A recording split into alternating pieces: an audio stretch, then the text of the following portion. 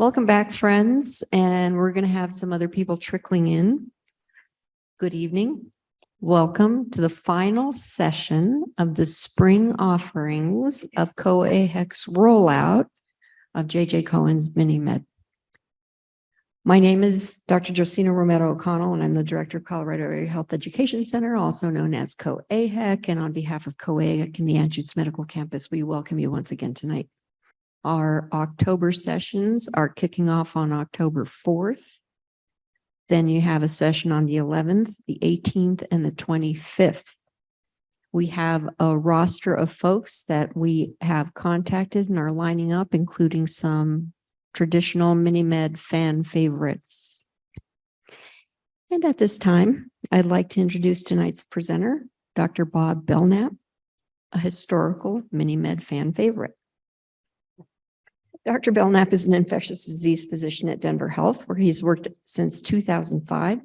He's the interim executive director for the Public Health Institute at Denver Health, whose mission is to advance health and promote equity within communities. The Public Health Institute at Denver Health includes 4 public health clinics: tuberculosis clinic, immunization and travel clinic, infectious diseases and HIV clinic, and the Denver Sexual Health Clinic. Where was I? His research and academic focus have been on improving the diagnosis, treatment, and prevention of tuberculosis. Dr. Belknap is chair of the Department of Health and Human Services Advisory Council for the Elimination of Tuberculosis and a former president of the National Tuberculosis Controllers Association. Again, I share with you a fun fact, as I like to do. Dr. Belknap was one of my small group facility teachers when I was in medical school and taught us about writing patient notes. You may need to ponder for the rest of the evening and beyond, why was he my teacher when I'm obviously older? Was he a Doogie Howser? Bob, take it away. Thank you. I appreciate that. It's been a while since I've been on a stage and talking to a live audience, and so I appreciate you all coming out tonight. I'm an infectious disease specialist by training and work in public health at Denver Health as well. We'll see if this works. It was.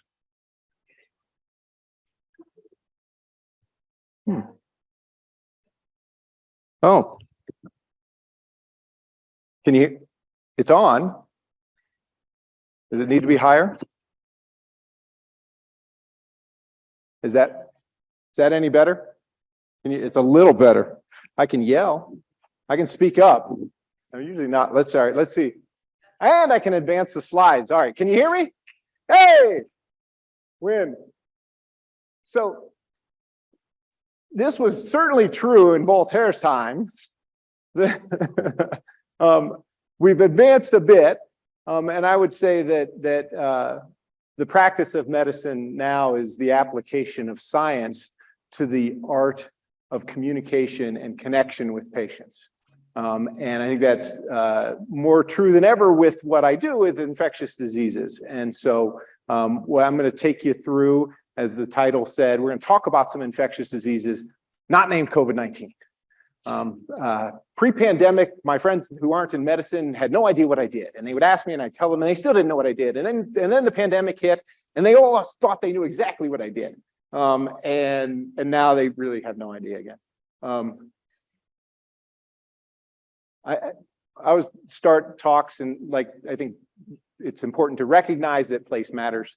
And recognize that where we are today and where most people are online are lands that historically were belonged to tribal nations. So the Arapaho, Cheyenne, Kiowa, Pueblos, Jicarilla, Apache, Sioux, and Ute peoples. And so I always like to acknowledge that at the start of all talks.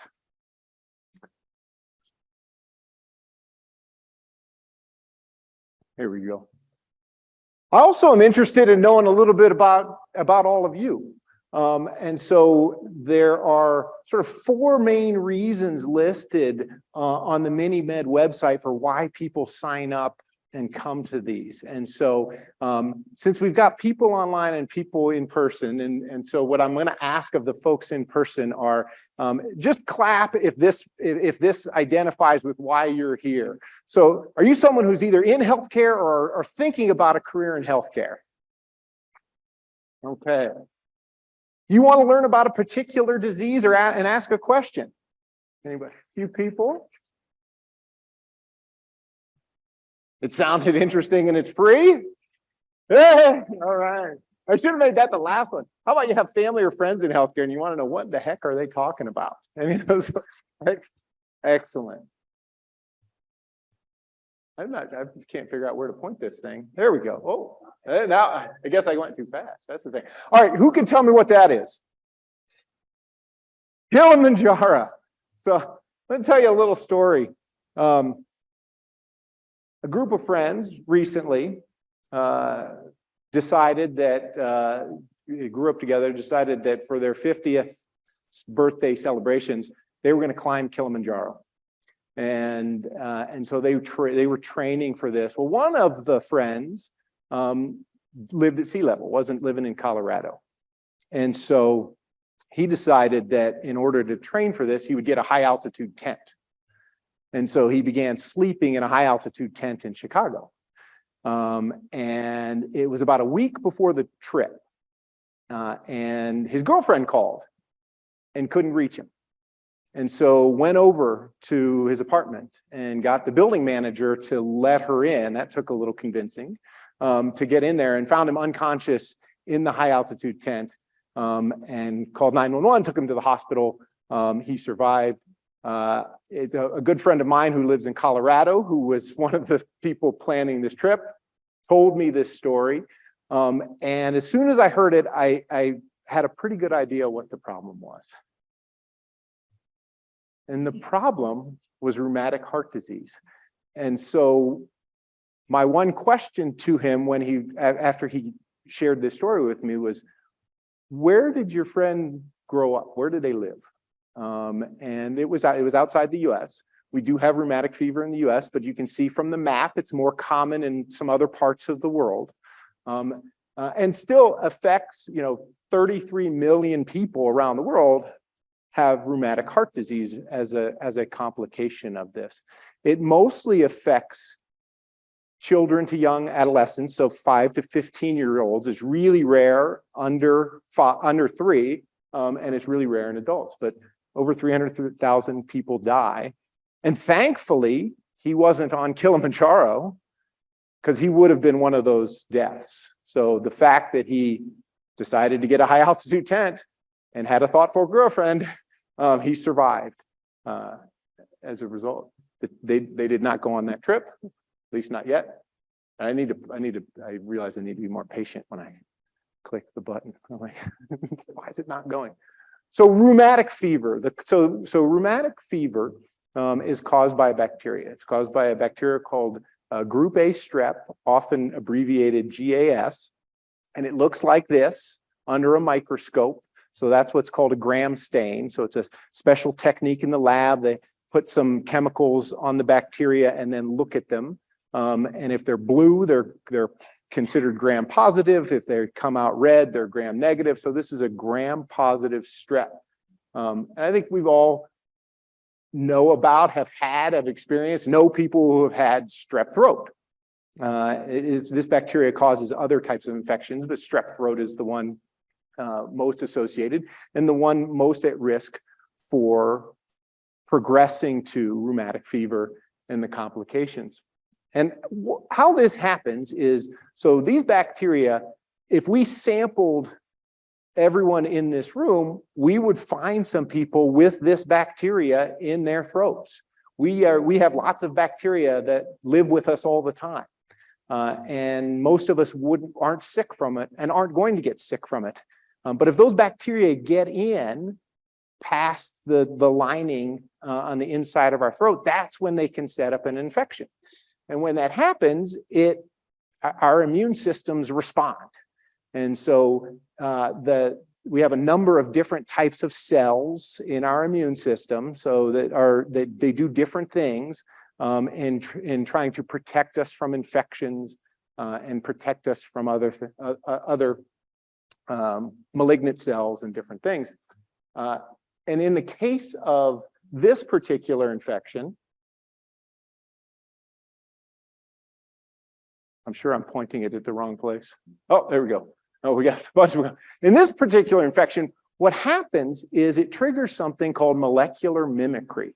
And so in triggering our immune system to react to the strep, we develop immunity that is against our own tissue, against our own body, sometimes referred to as autoimmune. And we're learning more and more about autoimmune conditions all the time and the link associated with infections. And while I said I'm not going to talk about COVID-19, COVID-19 is one that we're learning about because of long COVID. And what is long COVID? We're still searching for that answer, but it is likely going to be related to either molecular mimicry or something similar within our own body's immune system, that it's triggering a reaction that shouldn't be there. That's what I need to do. I'll point over my shoulder. And so if people get strep throat, and if they get recurrent episodes of strep throat as children, then this immune reaction can develop, and it leads to complications. And the main places that the complications can occur are in the joints or in the heart. So the valves of the heart can be affected, in the skin or in the brain. And so in the person that I talked about, he lived till his 50s, healthy, no medications, athletic, well enough that he was preparing to summit Kilimanjaro. And in fact, he had valvular heart disease as a result of rheumatic fever as a child.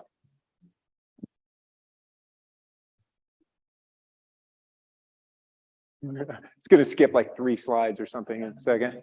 I'm not sure where it's going. Oh, that's what he did. Okay, that's what it. Thank you. Let me go back. That reminds me. So what I was going to mention is, if strep throat is treated, then we block that progression. And so that's one of the reasons when with children, particularly if they have a severe sore throat, we want them to be tested. Now, most sore throats are not due to this group A strep, and we don't want to be giving children or anyone else antibiotics that they don't need, because that causes all kinds of other problems. But that's how we prevent rheumatic fever from developing, is by diagnosing strep throat and treating with antibiotics. So there's lots of different types of infections, and I thought it might be useful just to kind of go through what are the general types, the categories. And there are different ways to do this. I've broken it down by what's causing it. And the things that can cause infections, there are actually some diseases that are caused by proteins, then viruses that I think we're all familiar with, bacteria like what I just showed you, fungi, protozoa, and parasites. So proteins, non-living particles that can reproduce inside a person. Viruses, the same thing. They're considered non-living, which means they can't reproduce without a host cell. So they require, in the case of human pathogens, they've got to be in us to make more of them. Then bacteria, which are single-celled organisms without a nucleus, so without a central collection usually of DNA or RNA. Fungi, simple organisms, they can either grow as a single cell or can grow as filaments. Protozoa are single-celled organisms with a nucleus, and then parasites are more complex. Oh, I'm going to keep doing that apparently.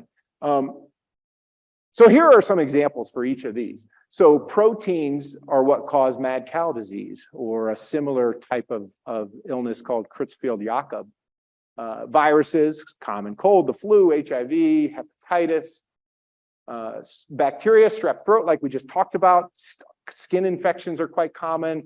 Types of pneumonia, tuberculosis, syphilis. So these are all types of bacteria. Fungi cause ringworm, skin infections, vaginitis. Some other things you may have heard of. Candida auris has been in the news a bit as a type of a fungal infection. Protozoa, these are causes for malaria or sleeping sickness, some diarrhea illnesses, and then parasites these are like intestinal worms. They cause things like river blindness, but also scabies and lice.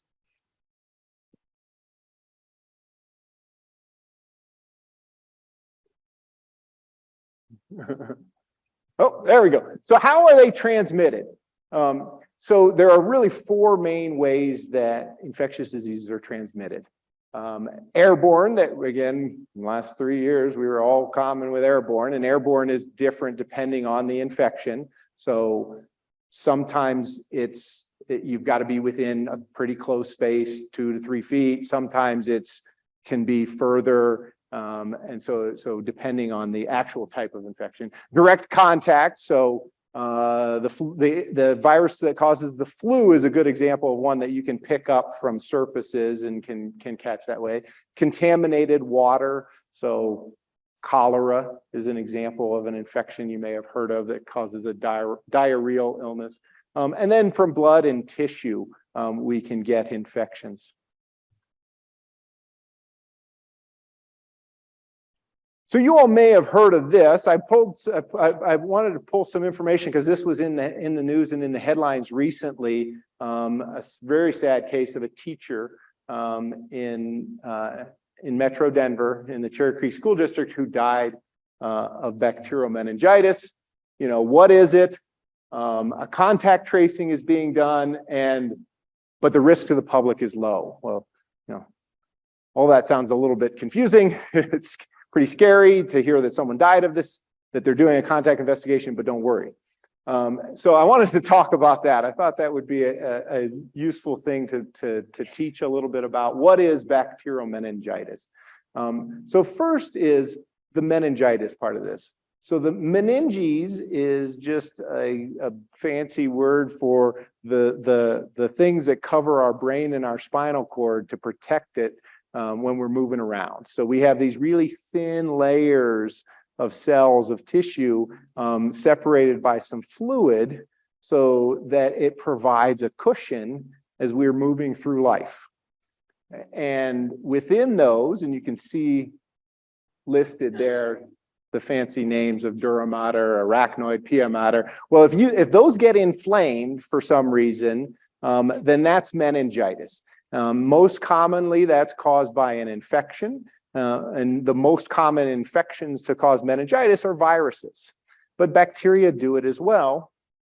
And with bacteria, it varies a bit by how old a person is when they get it. So the types of meningitis in kids or sometimes young kids are different than older kids and adults, but these are the big three. And the one I highlighted that's bolded there is Neisseria meningitidis. That's the one we're worried about because that's the one that can, not commonly, but can be transmitted where someone else gets it and then that other person can get sick. Again, it is pretty rare. So when the headline says the risk to public is low, it is low. The way that these infections happen are not dissimilar to the strep infection. If we get exposed to someone who has Neisseria, is infected with Neisseria, and we breathe it in and it gets into the backs of our throats, it might do nothing. We could go out and sample and we could find people who have Neisseria meningitidis in their throats and they're perfectly fine and they're not going to get sick, but some people are. And the people who are can get very sick and even die. And so that's why it's important. So what are the symptoms? So the main symptoms of meningitis and bacterial meningitis: fever, headache, and stiff neck. You might say, well, that sounds like Tuesday. That's not very specific, right? Fever, headache, and stiff neck is pretty common. But some other things that are also more associated with the meningitis are sensitivity to light. So really, like not just I kind of prefer to be in the dark, but really it makes the headache worse. It makes the symptoms much worse. Nausea or vomiting, or certainly confusion. So when people have a combination of those symptoms, that's worrisome. That should prompt an evaluation. So how do we diagnose it? So this is this is a spinal tap. So if you've heard of a spinal tap, also commonly calls it lumbar puncture or LP, this is what it is. And so the good news is, if I can just get a volunteer, I'm going to show you tonight. No. What we're able to do, how we diagnose this infection, is by taking a sample of the fluid that surrounds our brain and our spinal cord. And the safest place to do that is from the lower back, because at the very end, I have a pointer? Yeah. At the very end, our spinal cord ends and the nerves keep going, and there's fluid all in here, and we can get in there without risking hitting the spinal cord. Because if we go in, these nerves are just kind of floating in there, and if a needle comes in, they move out of the way. So we can safely sample that fluid, and the fluid that's around the spinal cord is the same fluid that's around the brain. There's a flow to that. So we know what we find in the spinal from the spine is going to be the same thing that's around the brain. And so when we do that, what we're looking at are the cells. So there's some cells that are going to be in there normally, but if there's too many of them, then that's an indication. We look at the level of sugar in there with bacteria. Bacteria are living single-celled organisms that use sugar to survive. So the sugar is low, that's an indication. Proteins are things, again, that bacteria are a component of bacteria and viruses. We can test directly from that fluid for DNA, and we can do cultures from that. We also can prevent this from happening. So the contact investigations, why we do those is because antibiotics can prevent people, even though the risk is low, the risk of someone getting severely ill from it is worth finding people who are at the highest risk, and that's close contact. So close contact really means really close contact. So within 3 feet for 8 hours or more, you're at some increased risk. Less than that, the risk is really lower than it's worth taking antibiotic prophylaxis. Or if you're exposed directly to someone's oral secretions, so kissing as an example, or as a healthcare worker, if you're doing something that puts you in close contact, like intubating someone, like putting a tube down to help them breathe if they're really sick. And then the other way we can prevent it is through vaccination. And so there is a vaccine for this type of meningitis, Neisseria meningitis. And the groups that most recommended are adolescents, so first dose between 11 and 12-year-old, and a booster dose at 16. And so it's in that age group because of sort of more closer contact, and then going into early adulthood and university settings or military settings where younger people are in congregate living spaces. That's where outbreaks of meningitis have occurred, and so vaccinating that group can prevent meningitis. So I'm going to shift to a different infection. And this was a 35-year-old man who presented with cough and fever, had a headache, some swollen lymph nodes for about a week. So vital signs, we look at these as one of the first things we want to consider. A little bit of a temperature, 101, heart rate 95, that's a little bit fast. Blood pressure was normal, respiratory rate, how fast he was breathing was normal. Oxygen on room air was normal. And a chest x-ray was also normal. And so this is what you expect. The heart is in the middle, the lungs are on either side, they're full of air, the x-rays pass right through, and so they show up as black. This big area down here is the stomach, the liver lives over there. So normal x-ray, those symptoms, and we're left with, what could this be? So as infectious disease doctors, we like to think of ourselves maybe as Sherlock Holmes searching for the clues to figure out what is causing the infection. We might be more accurately described as this person. Who knows who this is? Columbo, that's right. For any young people, if you've never seen Columbo, go look it up. So Columbo's thing was just one more question. And that's what infectious disease is. It's just, just one more question. This is really the tool that we use most in trying to deduce what's going on. And so it's asking about the past medical history, the family history, the social history is really big. Where have people been? Where have they traveled? Where have they lived? Where do they work? What kind of animals do they have? What do they like to do in their free time? What's their sexual history? In this case, no past history for this person, diabetes in the family, no sick contacts, no travel, has a dog, is a gay man, 6 partners in the past year. And that would make us think about HIV as a possibility and presenting in this way. So human immunodeficiency virus, or HIV, often will present with symptoms that if a history isn't taken and a test isn't done, will be missed. And if it's missed, that person will get better, and they could go months or years before ever being tested. So fever, sore throats, swollen lymph nodes, cough, night sweats, these are all symptoms of acute HIV. HIV is still a problem. It doesn't make it into the news nearly as much as it did 20 years ago, 30 years ago. This was the most recent available data from CDC. So in 2019, I think is the year, we had 510 people in Colorado newly diagnosed. We've got just under 15,000 people living with HIV.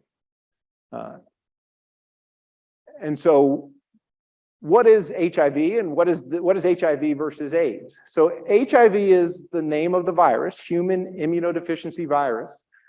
Someone with HIV is described as being HIV positive or as someone with HIV or someone living with HIV. AIDS, or acquired immunodeficiency syndrome, is the late effects of untreated HIV. So with time, HIV affects the immune system, and if it gets weak enough, then a person is described as having AIDS. And so this is what we are trying to prevent by diagnosing people early and treating them. Or in people at risk, we use medications for something called pre-exposure prophylaxis. So we can actually give medicines to people who are at higher risk so that if they're exposed to HIV, they don't get infected at all. And this is what happens. So CD4 is the name of a specific type of white blood cell, a type of a T cell, based on a receptor that's on the outside. It's a receptor that the HIV virus uses to get into the cell. And so when someone gets that initial infection, their body's never seen the virus before. The virus goes very high and those CD4 cells drop down low, and people have the symptoms that I described. Within a week or two, a balance is reset. The CD4 cells come up, the virus level goes down, and people feel well. And people can feel well for years and have no idea that they have HIV unless someone does a test. And it can take, someone can be all the way to the point of having AIDS based on how low their T cells are before they may get diagnosed.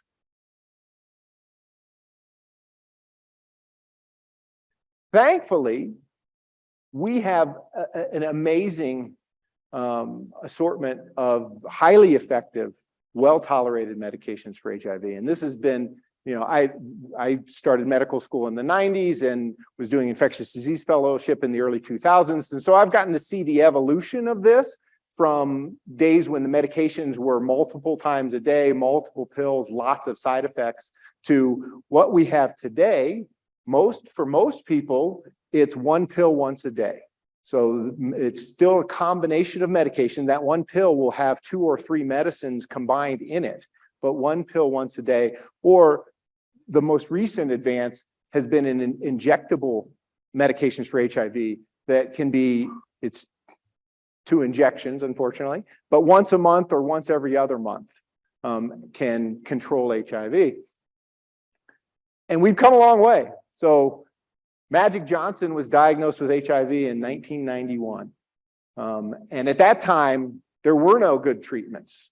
And it was a death sentence for many people, mostly because those people were being diagnosed very late. So he was tested and diagnosed. I don't care for Magic Johnson, so I'm not giving any HIPAA away. I'm guessing he was diagnosed fairly early and probably got on good treatments. But this was earlier this month. He's looking pretty good. So we have amazing treatments. HIV is a chronic illness. It's not unlike diabetes and other chronic illnesses in a lot of ways. If it's treated and if it's managed, people do really well.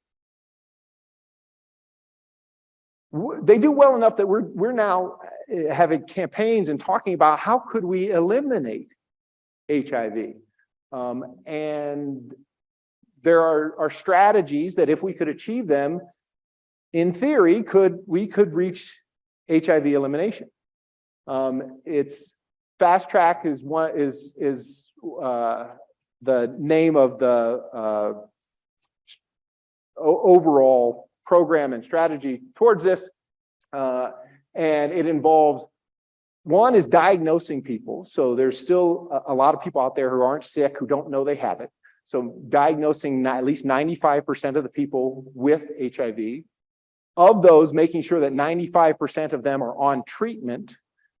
And of the ones on treatment, 95% of them have an undetectable viral load, meaning we check their blood, we can't find the virus in their blood, because U equals U stands for undetectable, untransmissible. If I can't find the virus in your blood, even though you have HIV, because you're on treatment, you can't give it to anyone else. And so that's really what we're, from a population health, public health standpoint, we are striving to do is to prevent new infections wherever possible. So I want to bring us back to Colorado a bit. And so in the late 1800s, early 1900s, people were rushing to Colorado, all in search of the same thing. And they were in search of gold. No, they were in search of a cure for tuberculosis. More people moved to Colorado because of tuberculosis than because of the gold rush. I think they bypassed Colorado to go to California, but more people, by the late 1800s, a third of the population of Colorado was here because of tuberculosis, either because they had it or they were a family member of someone who had tuberculosis. And our most famous patient who ended up in Colorado eventually and died here was Doc Holliday. And so the only known treatment, I put in quotes, at that time was fresh air and sunshine, something that we fortunately mostly still have an abundance of. People came here seeking that, fresh air and sunshine as a treatment. It didn't work. Just to be real clear on that. It didn't cure anyone's tuberculosis. It did do some, from a public health perspective, it took people who were living in crowded cities on the East Coast and removed them from that environment so they stopped spreading tuberculosis. Some people got better, probably had nothing to do really with the fresh air and sunshine, but some people did get better. But they would put people on bed rest for months, years, and they would put those beds outside, even in the middle of winter. People would be outside. This was actually the tent is a picture of from National Jewish Hospital. And so a lot of folks moved here because of that. Now, you all may have seen this also recently in our local news, that there was a contact investigation that we were conducting at George Washington High School. So tuberculosis has not been eliminated. We run across that. You maybe heard in the introduction, I've spent a decent amount of my career in infectious diseases, studying, caring for patients, seeking improvements in how we diagnose and treat tuberculosis. But it's not been eliminated.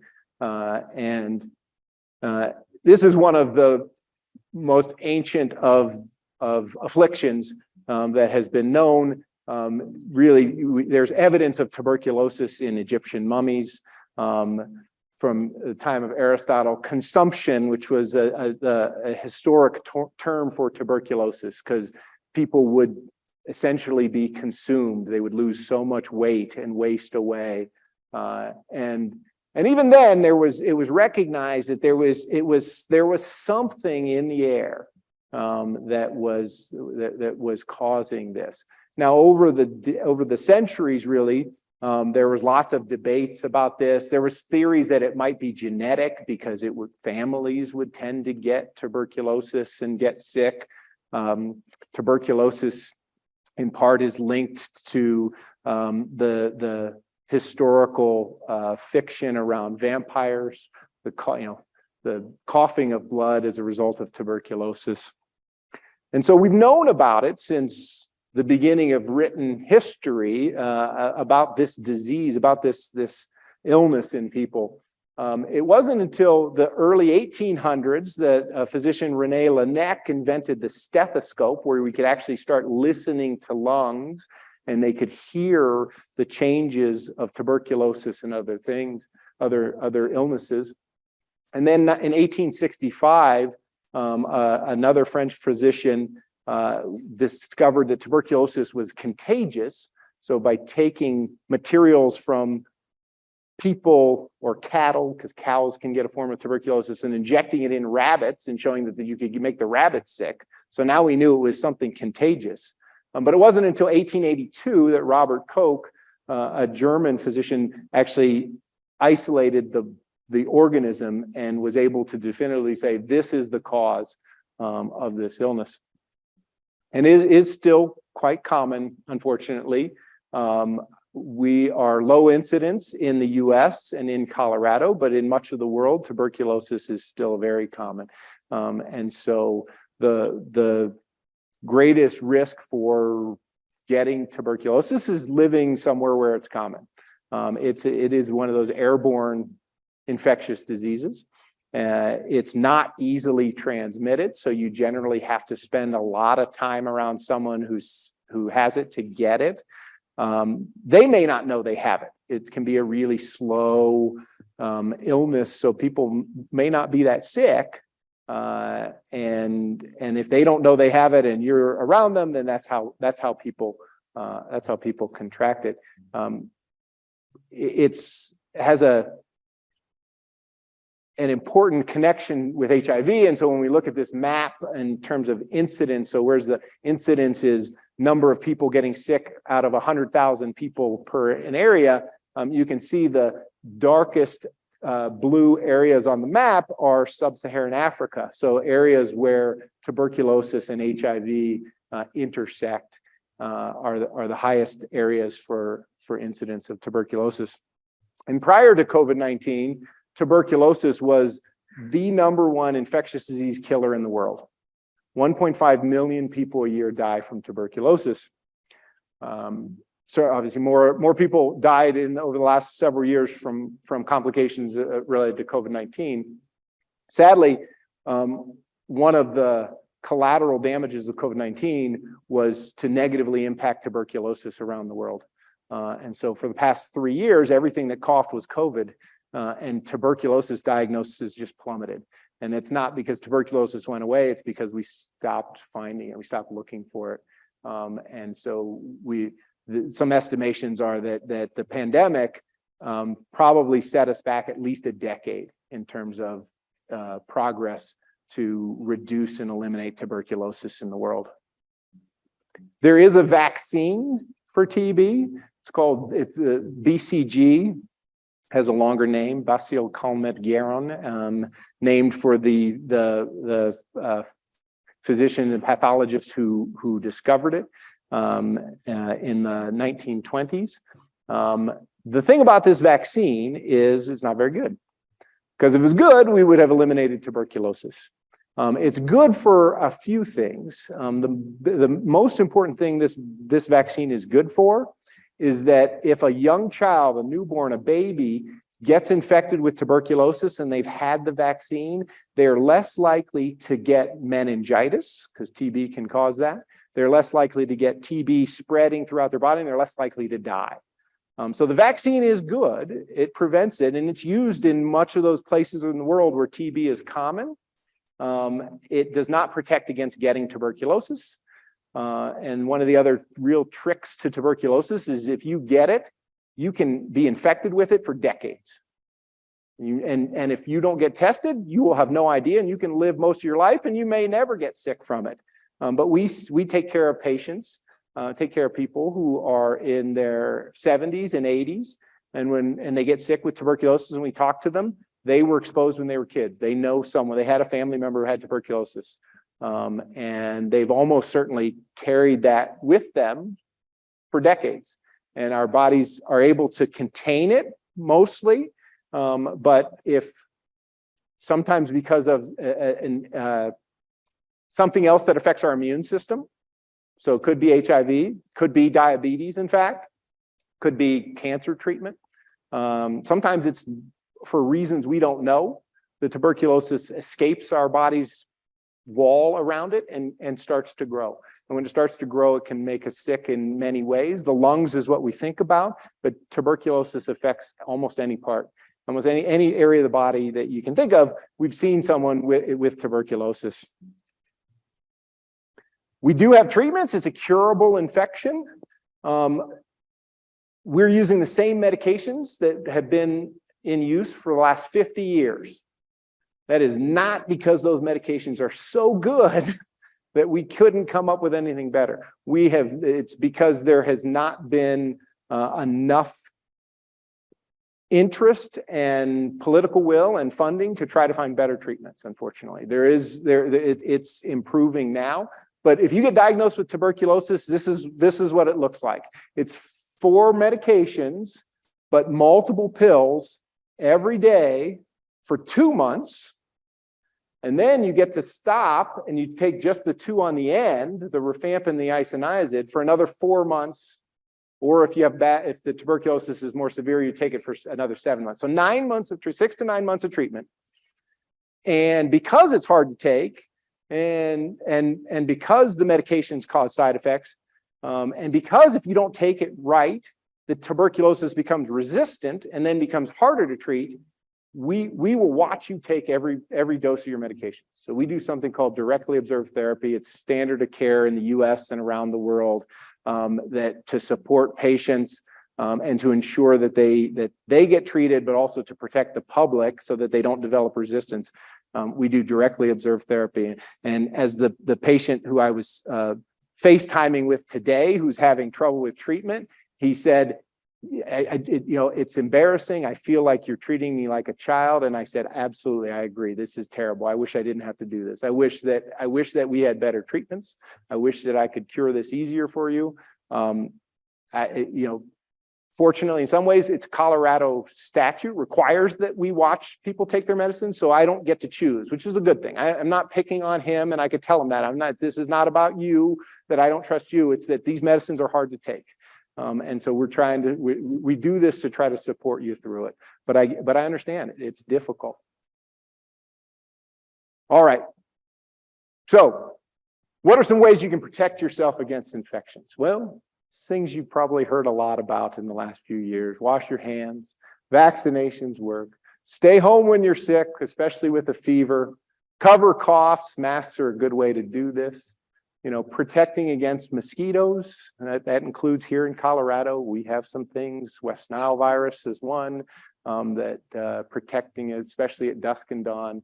And then if you're traveling to other parts of the world, which I encourage, I'm fortunate enough, I'm taking a trip this summer to Africa. So I got a yellow fever vaccine and a travel consultation earlier today. Really being mindful of those things are ways that you can protect yourself. And I'll just end with another quote. Wherever the art of medicine is loved, there's a love of humanity. And I'm a little over time, but I'll stop and take questions.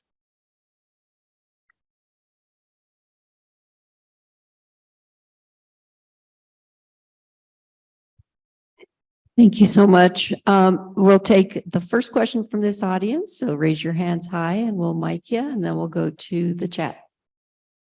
Question here? Or there? One here and one here. Yeah. The story that you told about the man who got sick with rheumatic fever, had he not wanted to climb Kilimanjaro, and had he not done that, would that have surfaced, or would he just never know? Yeah. Great question. And it would have surfaced. So what happens is when the heart valve gets damaged, it gets scarred and it gets narrowed. So it's not functioning properly. That creates more work for the heart. And so when, you know, he was younger and was healthy, and he could compensate for that.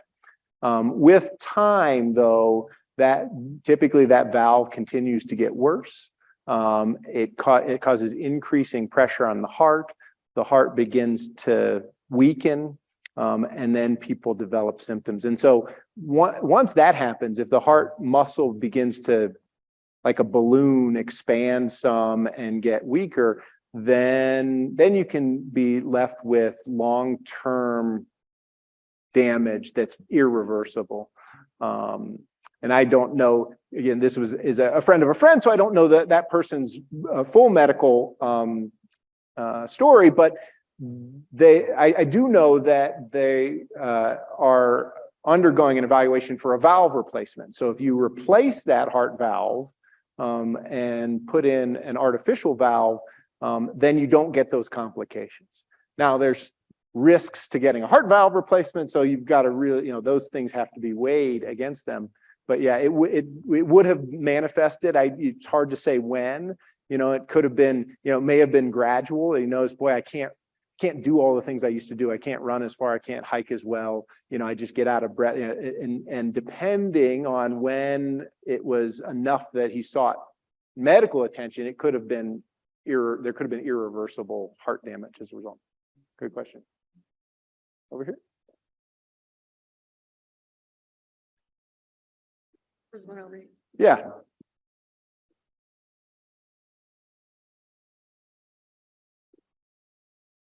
So about 20 years ago or so, I was 30 years ago, went over to TCH for a job, and I either that or UH, and I was tested for TB, and it was a somewhat equivocal test, but it met the Alaska standard of 10 millimeters in any direction. And so I was on, I was it for 6 months or 9 months or something, but then nothing after that. I mean, there was no concern about that. Nobody watched it. I took them faithfully, but so whenever I test for TB from now on, I'm going to test positive, aren't I? If they use a BCG. Yeah. So short answer is yes. The true answer is a little more complicated. We don't have good tests for tuberculosis. If you were to get another skin test, or we have blood tests now, newer tests, they're blood-based tests. You might test positive by those. You also could test negative. And if you tested negative, we have no idea what it means. And so we mostly don't test people after they've had a positive and we've made the decision to recommend treatment, because it isn't helpful. We can't really interpret it. We've looked at that, especially with the blood test. There was some hope that maybe the blood test would allow us to know if the treatment worked, or in some people, if they get re-exposed, how do we know if they are at risk and got reinfected or not? And the tests are not good enough for that. So the blood tests have advanced our ability to diagnose infection a little bit. It's mostly more effective in people who have had the BCG vaccine, because the vaccine can make the skin test positive. And the blood tests are not affected by prior BCG vaccination.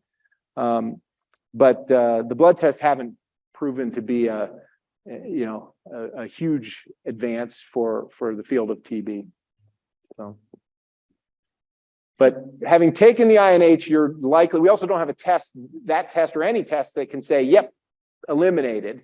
But by taking the treatment, your chances of getting sick from tuberculosis are far less than they would have been if you did not take the treatment. So that's the best we can say. Thank you. We'll take the next 2 questions from the chat. Okay. With concerns about antibiotic resistance, do you believe TB and other infectious diseases will eventually increase rather than the current downward trend that we're seeing? Yeah, it's a really interesting question for sure. With our current technologies, I'll say, we are not going to beat the bacteria or the viruses. We in fact need them. We are learning more and more about how important the bacteria that live within us, within our respiratory tract, within our guts, impact our health in other ways. And so the terminology and sort of medical terms and research terms is the microbiome. So those are the living organisms that are with us that are in a symbiotic relationship. The bacteria are going to develop resistance, and I'm not confident our ability to invent or discover new antibiotics will ever outpace that. So I think that one of the things as infectious disease doctors that we think really carefully about and try to educate on is the appropriate use of them, and minimizing inappropriate use. And so it turns out, most times a child gets an ear infection, that ear infection is going to get better without antibiotics. And it's oftentimes it's from it may be a viral illness causing it anyway, and antibiotics don't treat viruses. Most of the time people get an illness where they're coughing, and maybe even with a fever, and it's bronchitis. You don't need antibiotics to treat bronchitis. As doctors, what we hear and what people, learned behavior is, well, if this person comes asking for an antibiotic and I don't give them an antibiotic, they'll never come back and see me. They're going to go see another doctor. So I'm just going to give them the antibiotic because that's what they want. And that's the most expedient thing to do. And that's one of the things that leads to antibiotic resistance. And so as infectious disease doctors, we really try to change the education and the narrative and say, it turns out most people are really reasonable people. And if you just take the time to explain to them why they don't need an antibiotic, and that if they aren't getting better to call you again, then people will accept that. It's the rarity of the person that will say, that person's a quack, they didn't listen to me, I know what I need, and I'm never going to see them again. In fact, explaining why someone doesn't need something is really effective. So that's a long way of maybe answering that question, to say I do worry about resistance in tuberculosis and all bacteria, and that the ability for the organisms to change faster than our ability to discover new ways to treat them is something I think we need to be mindful of. And I think, as I said, one of our best tools to minimize that is the appropriate use of the antibiotics that we have. And then it may be that as medical advances occur, that we find other ways of treating infectious diseases beyond giving antibiotics. When we think about 1882, seems like a long time ago, but what is medical care going to look like in 100 years from now, or 140 years from now? That may look very different than what is the latest advance in medicine today. So we have another question. Is there a role for respiratory therapists in directly observed therapy? Oh, interesting. Is there a role for respiratory therapists in this? Most tuberculosis treatment happens outside of the hospital. So in a hospital, it's the nurses, whoever the nurse for the patient is doing the directly observed therapy. Outside of the hospital, we have a team of people whose official title are disease investigation specialists, DIS, or outreach workers. And they're the ones that are doing the directly observed therapy. We are using technology. We have been for about a decade, almost a decade now, with observed therapy, where we can use video, either live video, or there's actually some platforms that do secure encrypted videos. People can take videos and it gets uploaded, and we can watch someone swallow their medications that way. And so that's been really helpful, because you can imagine if you're on treatment for 6 to 9 months, people are also trying to live their lives, and may need to travel, may need to do other things. We had someone a few years back who was a long haul truck driver and drove all over the country, wasn't really exposing people. He was by himself in his truck, but in order for him to do his job, he couldn't be in Denver for us to watch him swallow his pills.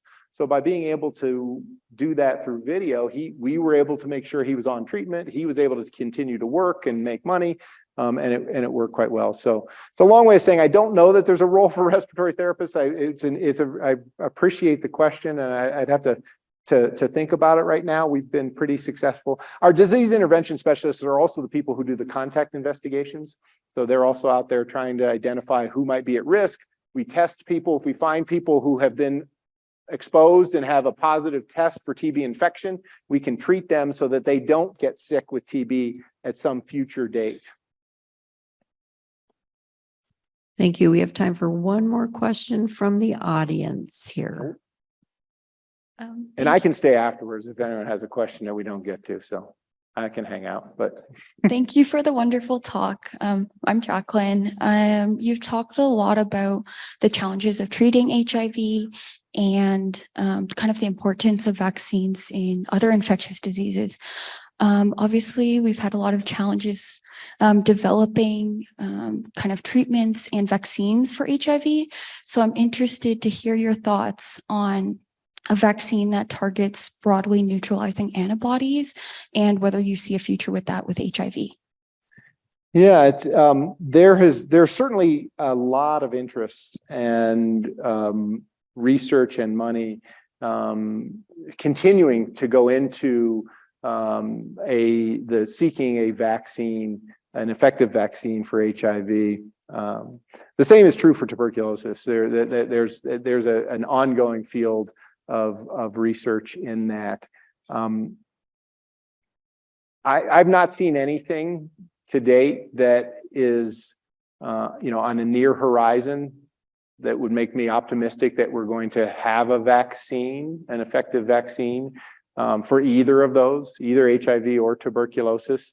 I expect it's going to require some new knowledge that we don't currently have, and I think that new knowledge is beyond what we've learned from mRNA vaccine, and the amazing advances that was a field that was seeking a home for 15 or 20 years, people or maybe longer, that people were working on mRNA technology, and then in the span of 12 months, we had licensed mRNA vaccinations, and people are looking at that for other